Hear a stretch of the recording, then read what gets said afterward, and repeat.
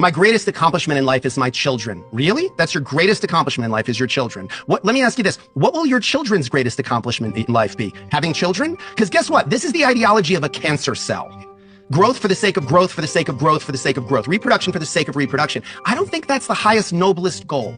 I think there should be something in there about quality of life, about making the world or the experience of others better. We 100% understand the devaluation of the simple biological function, which is life-threatening to women, especially black women in America. However, raising decent people that's a thing. That's very important. Like doing service in the community and this, that, and the third. There's not a higher service than a decent human being. To the upwards of good people, actual real good people. Because if you imagine, if folks were being more anti-racist, because we constantly ask, who, what, when, where, and how did racism die? Nobody has an answer.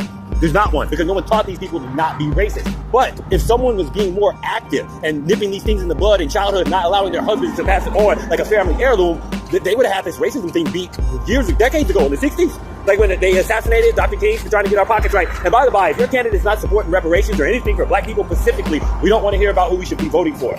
Brother Malcolm said the ballot or the bullet. So y'all might want to look into like the history, because the blueprint's been laid out. Y'all just ignorant to it. REX.